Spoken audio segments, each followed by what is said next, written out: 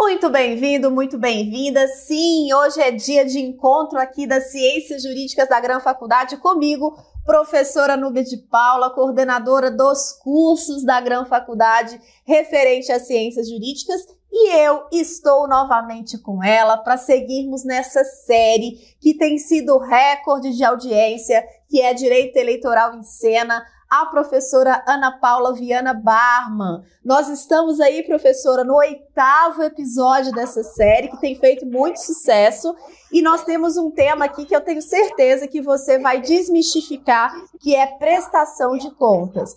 E o nosso aluno que está pegando agora esse episódio, o que a gente recomenda? Volta lá nos episódios anteriores para que você possa ter uma noção do início até chegar nesse momento da prestação de contas. Seja muito bem-vinda, professora. Obrigada, professora Núbia. Eu que agradeço mais uma vez poder estar aqui conversando com vocês sobre direito eleitoral, que eu amo tanto, e eu acho que é importante compartilhar esse conhecimento de uma forma assim, acessível, para que todo mundo entenda o funcionamento das nossas campanhas eleitorais, porque é uma questão de cidadania, né? Todo mundo precisa saber como funciona esse processo e tá para acompanhar esse processo, independentemente de qual seja a eleição, para poder conhecer um pouco sobre essas questões tão importantes para a nossa sociedade. Sem dúvida, o nosso tema de hoje... E desculpa te cortar, mas eu gosto sempre de frisar.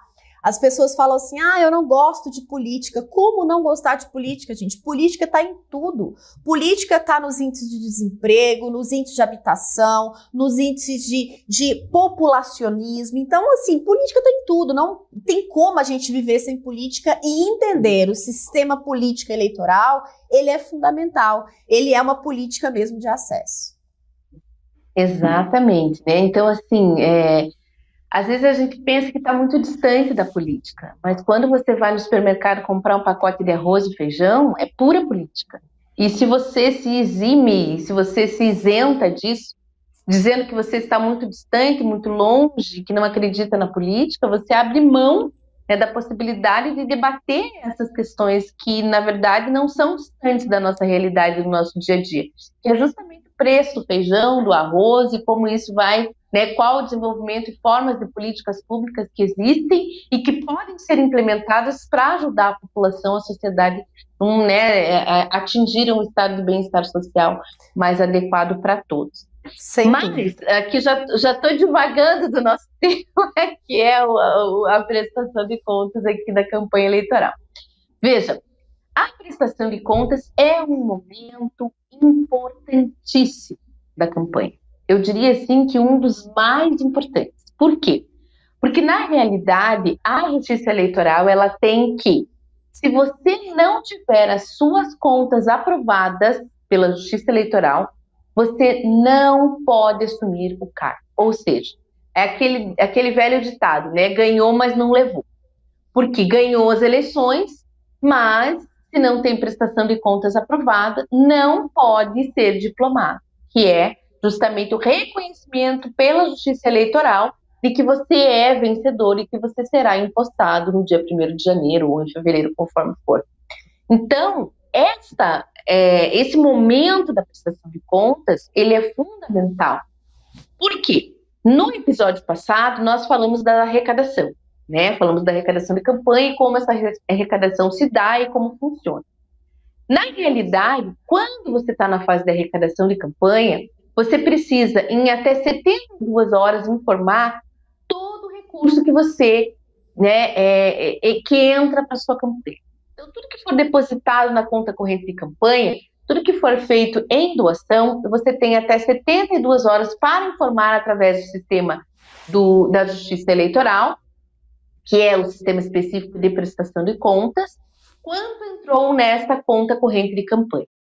E a partir daí, você vai sempre ter contratações, mesmo com pessoas jurídicas, que você pode contratar a pessoa jurídica e pagar para que ela execute um serviço durante a campanha, vai ter em contrapartida a emissão de nota fiscal desse serviço prestado e vai lançar isso no sistema de prestação de contas da Justiça Eleitoral.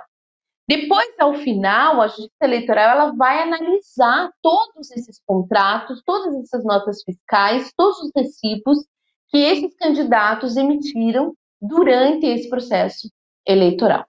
Claro que existem algumas condições que são exceção.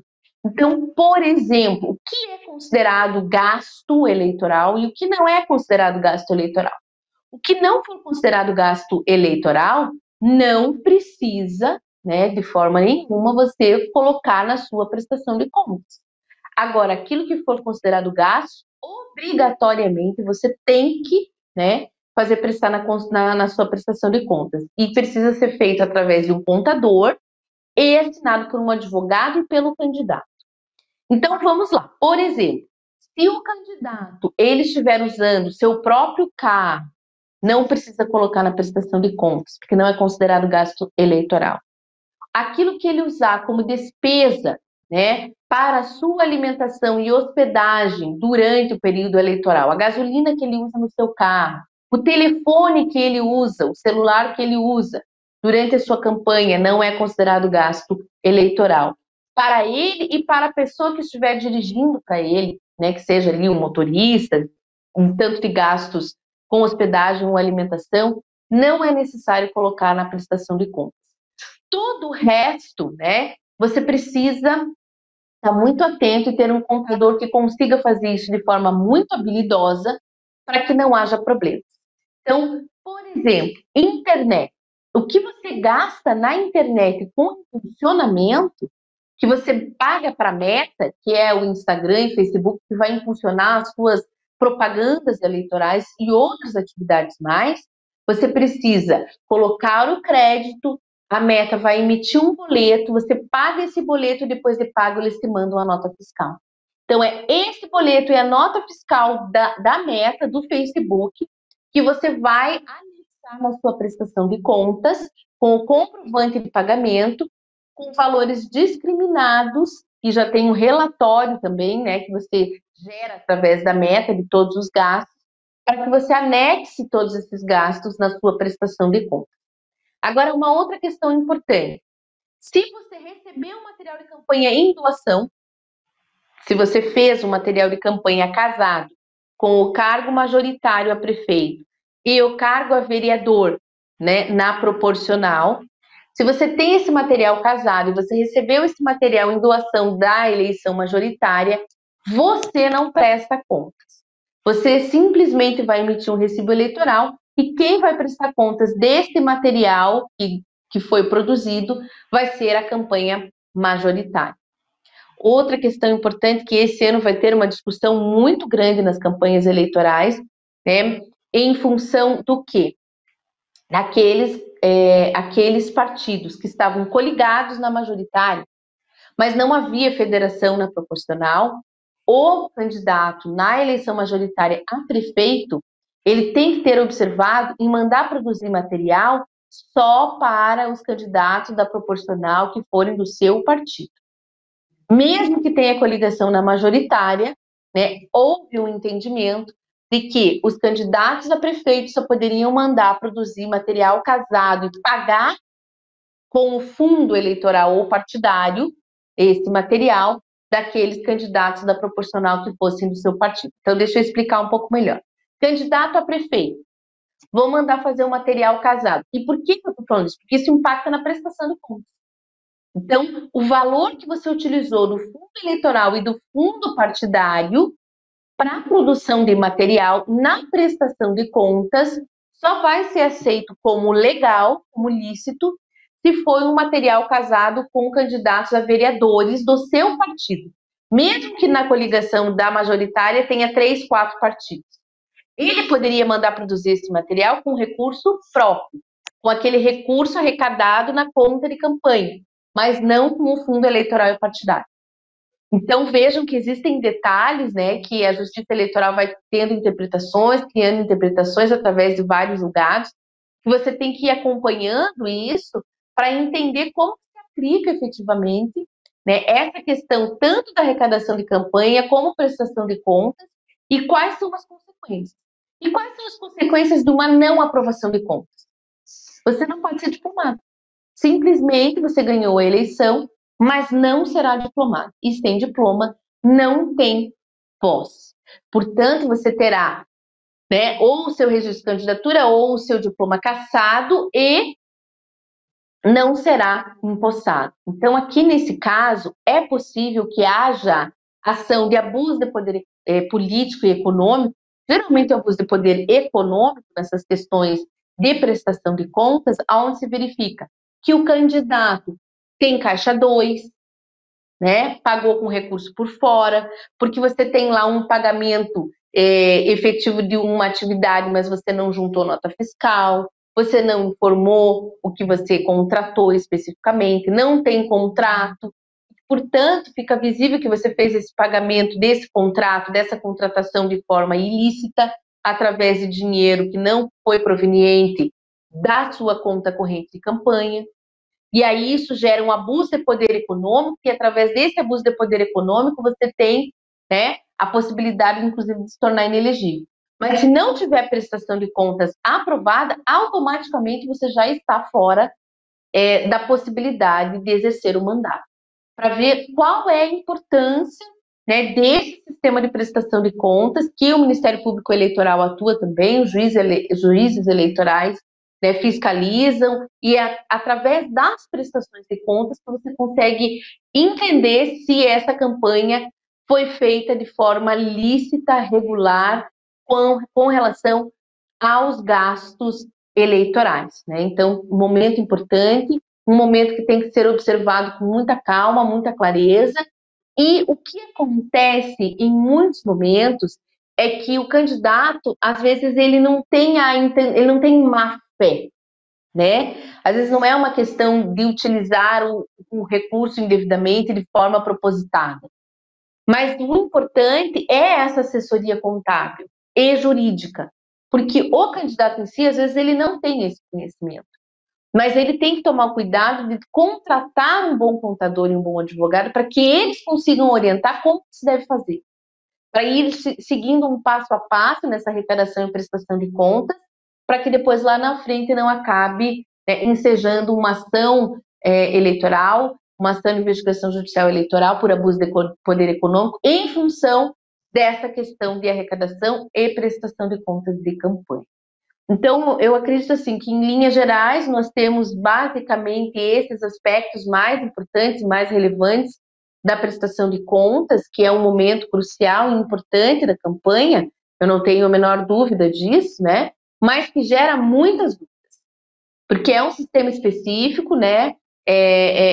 Da prestação de contas que tem já disponível para, né, da Justiça Eleitoral, para a Justiça Eleitoral, e é lá que o contador vai jogando todos esses dados, né? Todas as contratações que forem sendo feitas, ele joga os contratos lá e ele recebe as notas fiscais dos prestadores de serviços e joga nesse sistema também e faz as transferências e pagamentos da conta corrente de campanha e junta esse recibo de pagamento em anexo também.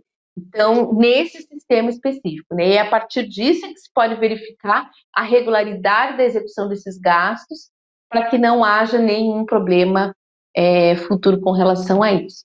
Então, eu acho que basicamente, assim, o mais importante, porque outras questões são absolutamente mais técnicas, nós precisaríamos do sistema aqui para que vocês pudessem verificar como funciona na prática, mas acho que não é o caso também, né? É só para a gente ter uma noção de quais são os gastos, porque os gastos são basicamente tudo o que você executa na campanha, propaganda eleitoral, material de campanha, pessoal de rua, bandeira, internet, né, se você produz algum tipo de uniforme, camiseta para o pessoal de campanha, que é possível, mas para o pessoal de campanha também tem que ser pago. A contratação de serviços jurídicos e contábeis, eles são gastos de campanha, mas não computam no limite do teto de gastos, né? Então, ele fica fora do limite de teto de gastos, mas também tem que ter a prestação com o contrato jurídico, né? Com a prestação de contas dos valores pagos para os contadores e advogados. O que você gasta de comitê eleitoral, luz, internet, telefone, gasolina, o que gasta para fazer um comício, o que gasta na contratação de pessoal efetivamente, também acaba computando nesse limite de teto de gastos e tem que estar especificado na prestação de contas. Cada ato desse, cada ação dessa tem que ter um contrato específico, uma nota fiscal e um comprovante de pagamento. Então, veja que tem uma teia, né, grande de atos sequenciais e que devem ser concatenados para que você não incida em nenhum erro. Nós temos prestação de contas parciais, que é em setembro, e prestação de contas finais, que é até 5 de novembro. Então, amanhã é o dia da prestação de contas finais de todas as campanhas eleitorais. E mais um detalhe, quem não tiver arrecadado nenhum real na sua conta corrente e não tiver efetuado nenhum gasto eleitoral, também precisa prestar conta.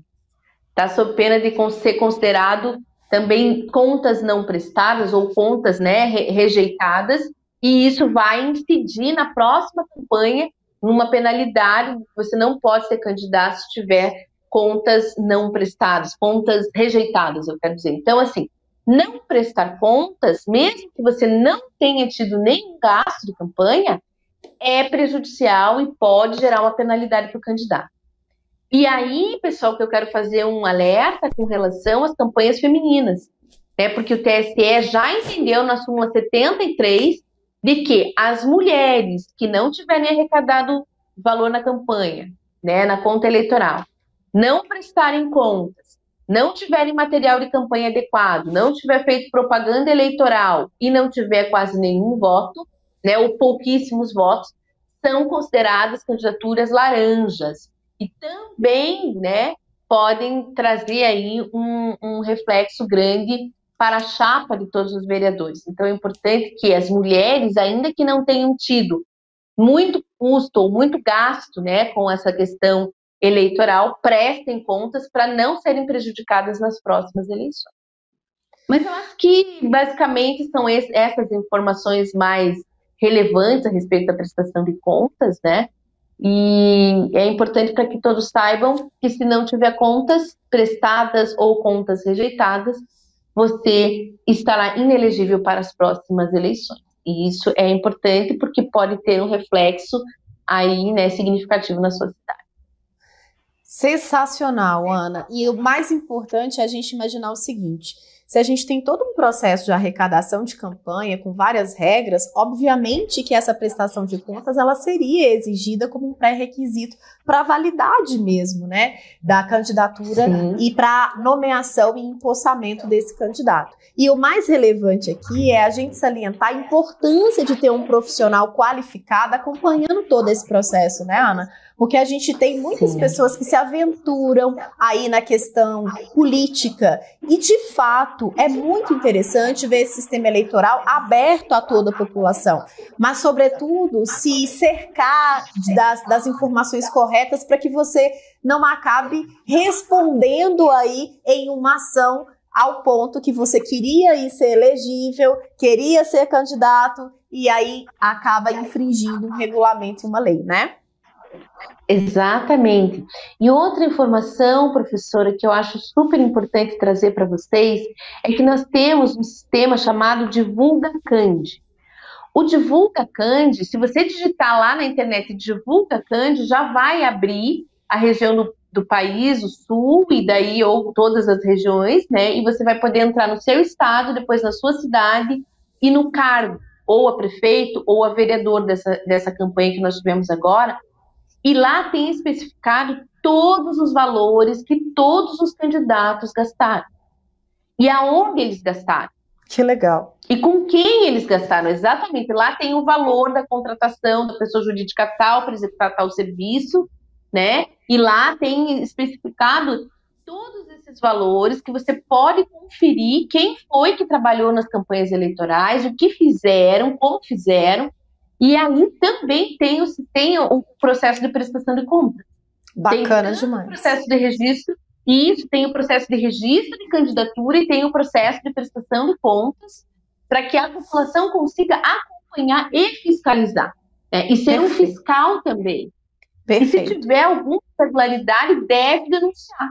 Né? Deve denunciar no Ministério Público Eleitoral para que a gente tenha, assim, uma atuação também, que a própria sociedade tenha uma atuação fiscalizadora e de acompanhamento desses candidatos, que eu acho, assim, bem importante. Muito importante. Ana, para variar, você arrasou, né? O outro tema que foi desmistificado aqui, que está super palpável, e assim, estamos caminhando para o final da série, já dá uma dorzinha no coração, porque a gente tem tanta coisa aqui, tantas dúvidas, né, Ana? Mas a gente tem um outro episódio onde você vai falar de um tema importantíssimo, que é a violência política de gênero. Então você que está nos ouvindo aí, não perca o próximo episódio, episódio 9, onde a professora Ana vai trazer todos os comentários e fundamentações. Ana, muito obrigada, daqui a pouco a gente volta. Eu que agradeço, professora, e não percam o próximo episódio. Até mais. Muito obrigada pela audiência, esteja sempre aqui conosco, curtindo, comentando, compartilhando, e não perca o próximo episódio de Direito Eleitoral em Cena, que vai ser aí violência política de gênero.